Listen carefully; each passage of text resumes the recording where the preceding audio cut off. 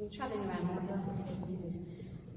I just wanted to run through a few PowerPoint slides with you because I work in a very evidence-based environment. For the last nearly 30 years, I've been a practitioner of environmental law and planning law. Environmental law heavily EU-driven, planning law is very much a UK sovereign competency with just a few strands of EU law in it. So I have the contrast of what the UK...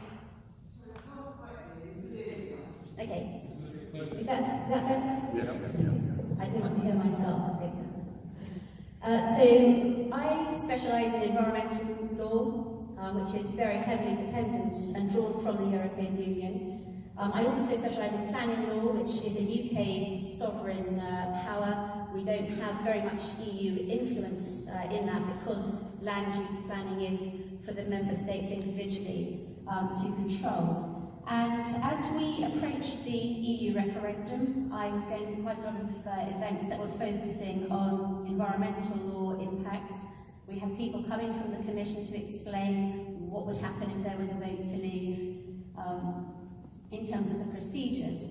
But it was really, as pace gathered very rapidly towards the end of the campaigns, and I realised quite how inaccurate and actually downright fraudulent, frankly, a lot of the campaigning was with the messages that were being given out, that I sort of put my head above the parapet for the first time ever in terms of the view on a largely political decision. So I've been working since the EU referendum. I didn't stay still on the 24th of June. I've been working with many clients as they prepare for the changes that Brexit can deliver, possibly, to their businesses.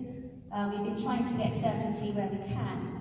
And this morning I was in London at the conference of the Chemicals Industry Association, where we had the Minister was unable to come because there was some stuff going on back at the office, but he sent his director along, so we had some information from there, and I will just finish up my bit just by giving you some of the headlines from that. But the first point I wanted to make really is that we hear a lot about taking back control of our laws, our money and our borders, but it wouldn't really matter if 100% of people in the United Kingdom had voted to leave the European Union.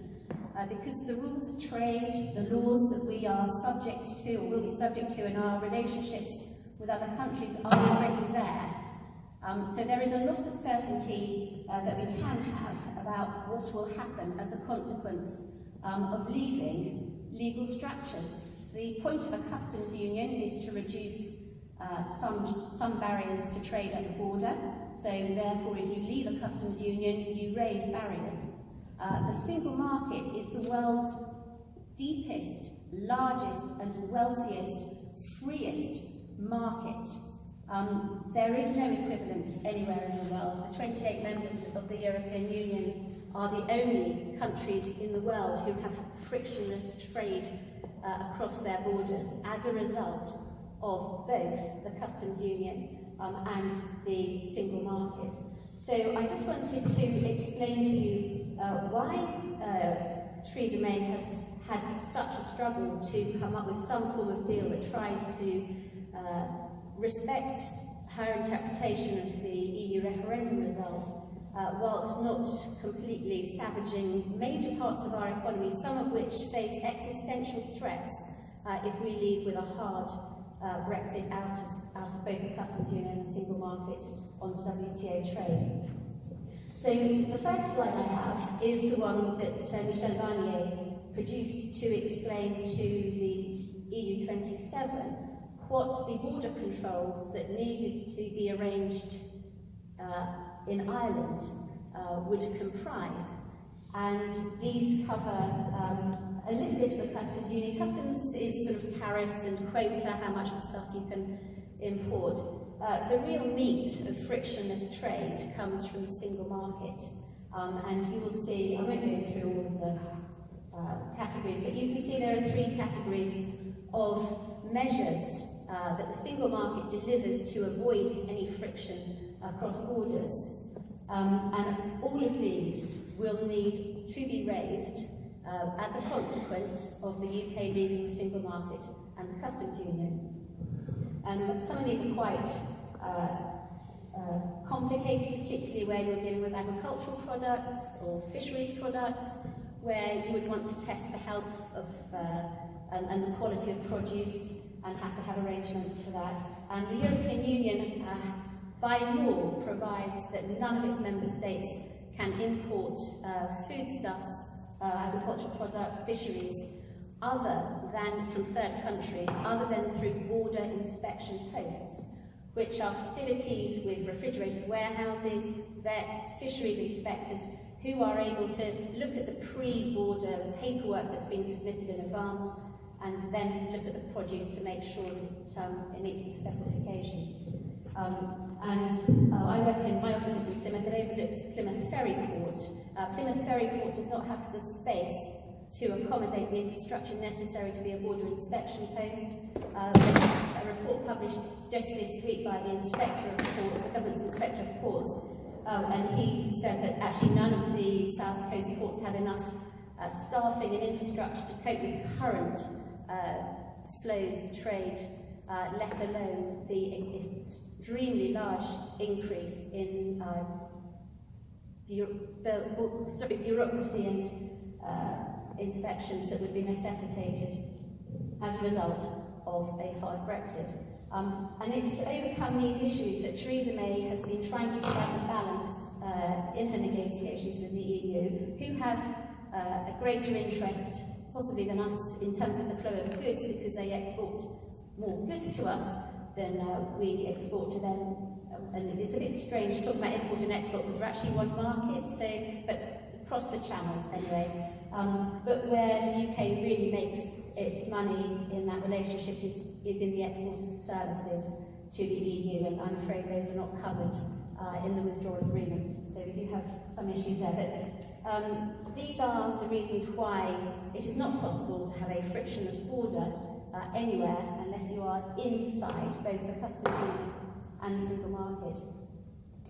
Now, the Freight Transport Association and the Road and Haulage Association have been working very hard in lobbying government to say, do you realise all of these barriers to trade that you will need to provide before we leave the European Union?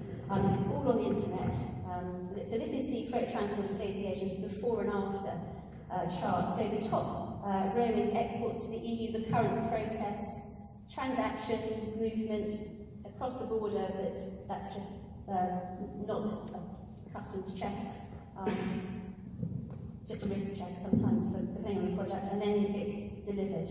After Brexit, the rules of international trade, together with the rules of the single market, add an additional 9 stages to the export process for UK goods.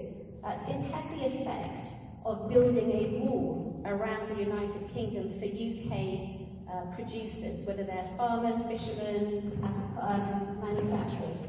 So the consequence of leaving the single market and the customs union is not to free a trade, it is the erection of very significant barriers to trade around the UK that all UK exporters will have to climb over. Those who export to us will have a choice as to whether they wish to trade with the United Kingdom. But if we want to trade, we will have to climb over these barriers. And I asked my own MP, Cheryl Murray, last week at the Saltash Chamber of Commerce meeting where I went along to speak to her because she will no longer answer my letters. And I produced this for her, and I said, you are pushing for a hard Brexit. You want us to leave the customs union and the single market. Why haven't you spent the past 2 years lobbying government to build all of the new infrastructure we need, to put in place all of the new bureaucracies? We've got 7 different bodies and chambers of commerce that will be necessary for each transaction just to get all of the paperwork through, because you've got export declarations, plus product certifications once you've got the oratory sign-off or health certificates, etc. There's a huge amount of work that's needed to put in place all of this bureaucracy. You know, why haven't the Cornish MPs who voted, or 5 or 6 of them voted for this, been lobbying as the MP in Dover has, to provide all of this stuff.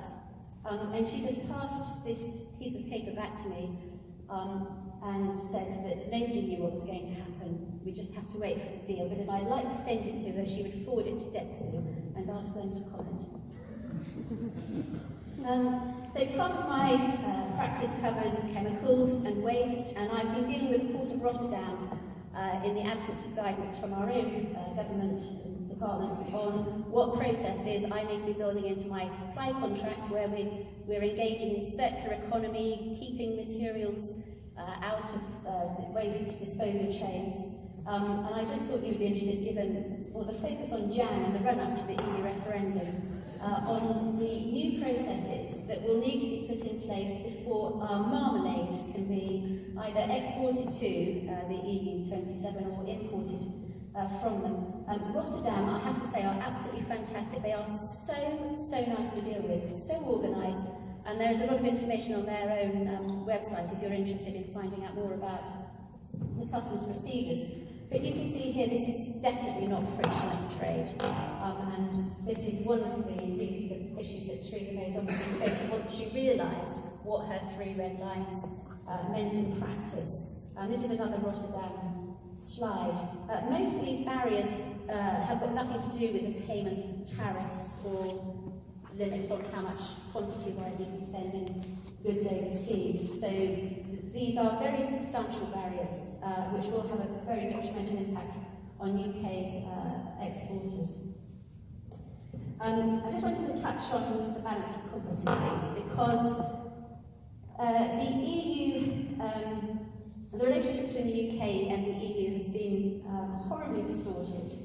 In between 2012 and 2014, I don't know if many of you remember David Cameron promising the balance of competencies review, which the government proudly said was the most extensive analysis of what EU membership meant ever undertaken by a member state. It took over 2 years, cost several millions of pounds, over 2,300 sources of evidence in 32 areas where there would be European Union, which is a legal entity, it's not a government, it just has the powers which the 28 member states have jointly given to it, where it has some competency in UK life. And these are the 32 areas that were focused on in the balance of competencies reviews.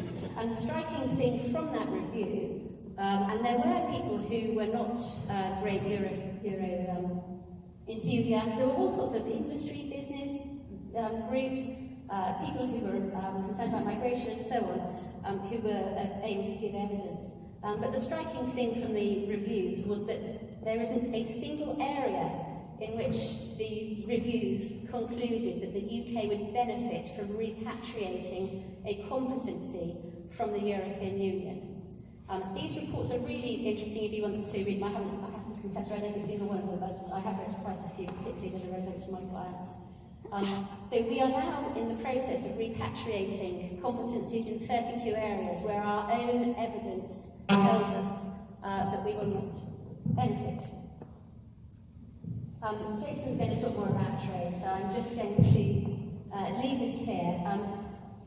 One point that I will make that Michel Barnier has been saying is that on the 29th of March this year, whether or not there is a withdrawal agreement, the UK will lose the right to trade under all of the EU negotiated agreements with other countries. And I've just put up here 2 of the slides that give an indication of that, and I'll leave it to Jason to talk about the rest of international trade. But when I asked actually the lady the director from DEXU today how Liam Fox was getting on with trying to roll over some of these agreements, and she said to me that she knew that there was a big focus on this, because this is of course a lot of our trade with the rest of the world is undertaken under these agreements, even when they're not full-blown trade deals. They're facilitation arrangements, the United States, for example, and China. And then I spoke with somebody came up to me afterwards and said that he'd been negotiating directly with the Department of Trade, and things were going really, really slowly and not very well at all.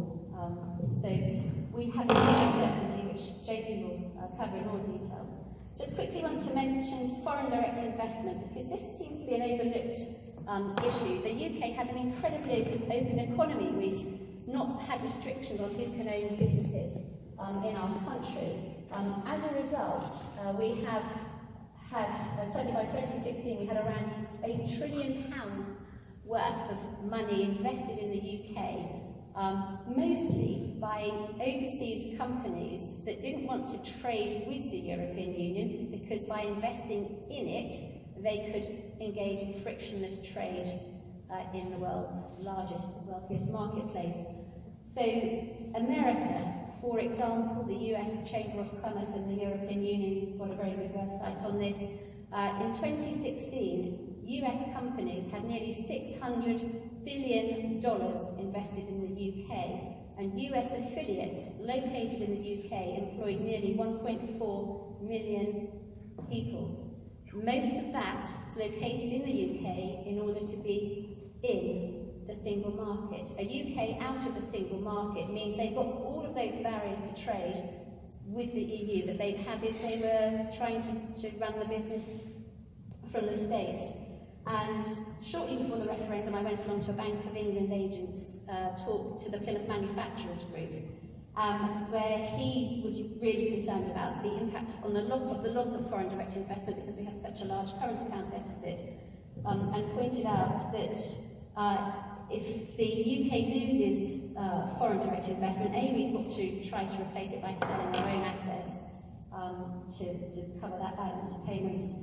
But also the cost of borrowing, which is currently nearly 4.5 times our EU contribution, would go up, even if it just went up 1%, it would be more than £16 billion a year extra in borrowing costs, just because the UK economy was not regarded as such a strong case for lending to. So the Governor of the Bank of England calls foreign direct investment the kindness of strangers. We have these people who are very kindly putting money into our economy and saving us money on our interest costs, but they won't keep it here if they're not benefiting from it. This is just a trade competitiveness. There's a really great global website on trade competitiveness, and you can jump on it and look at the trade performance of any country, where its strengths are, where its weaknesses are. And you won't be able to see this, and I need to take my glasses off, but it's basically pointing out that our biggest manufacturing exports are the motor sector, the chemical sector, the aerospace sector, and the pharmaceutical sectors, by a long margin. All four necessitate presence in the single market, because that is how they have been built. So I'm not sure what Liam Fox is looking to trade, but it's not, unfortunately, easy for our four biggest manufacturing sectors to benefit from that. I think he's looking more at services. Just a quick point to dispel this myth that we keep hearing about how protectionist the European Union is. Global Trade Alert looks daily, pretty much. It's an international website. It looks at what measures different countries are putting on in terms of protecting themselves. And you'll see, this is from 2.5 years or 3 years ago, so it would have changed it in the meantime. But the USA is by miles the most protectionist country. That's taken together all of the barriers. So the United Kingdom will be leaving the world's largest and most sophisticated frictionless trade area, and trying to strike trade deals with countries that are much bigger than us, much more protectionist, and will be demanding much more from us in terms of the price to give us access to their markets.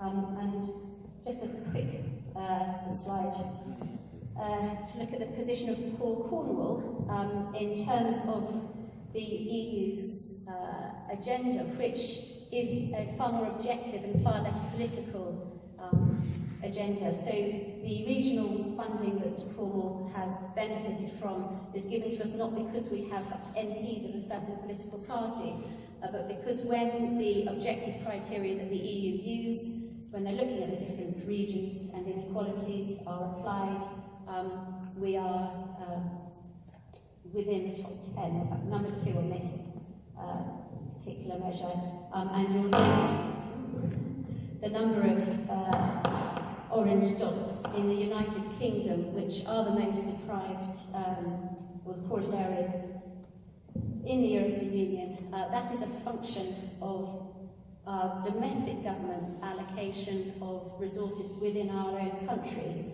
and is not a feature or a responsibility of the European Union. So those were the slides I just wanted to run through with you on a sort of more factual basis. There were just a couple of points I wanted to make. The first is that the European Union is partly about the internal market. It's also about the standard of living and the quality of life of its citizens, which is where environmental regulation is focused, air quality protection. And the European Commission has the responsibility not only for doing what the European Council and the European Parliament tell it to do in terms of a legislative and policy programme, but in making sure that all of the member states do what they've signed up to do, because the rules are there. Because although everybody likes to think everyone will get on all the time, of course countries will be wanting to do slightly different things, but where we have got a level playing field, it's important that countries don't abuse that, and the Commission's function and the role of the European Court of Justice in either interpreting legislation where there is uncertainty or in finding that a member state has breached its legal obligations are there to protect EU citizens as a whole. And the effect of Brexit is to transfer the power that we currently have as European Union citizens to take our government to task without having to litigate, as we can just write to the Commission, who will investigate if there is a complaint that a member state has breached European legislation, and the Commission will progress that. We don't have to be like US citizens and employ lawyers and toxic tort lawyers to redress harm, because the EU seeks, it's not perfect, but the principles of polluter pays, prevention being better than harm, are there to protect the quality of the environment and the health of citizens. So the loss of our ability to challenge our own government on those rights, which we will lose once they are no longer enforced through the Commission and the European Court of Justice, means that Brexit is effectively a big power transfer from UK citizens to our government.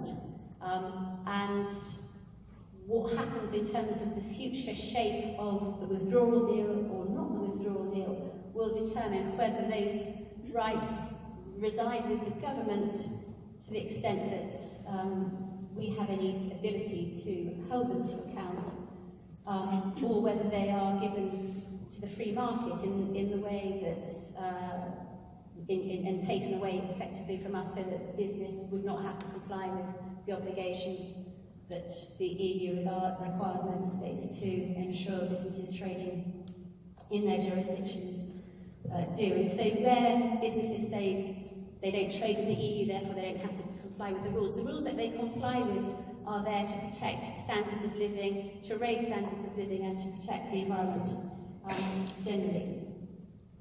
Just a few minor things that came up today is, firstly, in terms of the barriers to trade, it's not just to trade, it's about moving musical instruments. With orchestras, they will have to submit customs declarations, seek carnets to carry their instruments. There will be no longer frictionless movement of musicians across the border. Formula One is concerned because the movement of Formula One motor vehicles across a customs barrier into the single market will require a lot of paperwork, which isn't currently necessary. Horse racing, movement of live animals across a border, requires a lot of paperwork, and museums are deeply concerned about the movement of artworks, because if we're not in both the customs union and the single market, all of the movement of everything will need to be documented and subject to the regulations.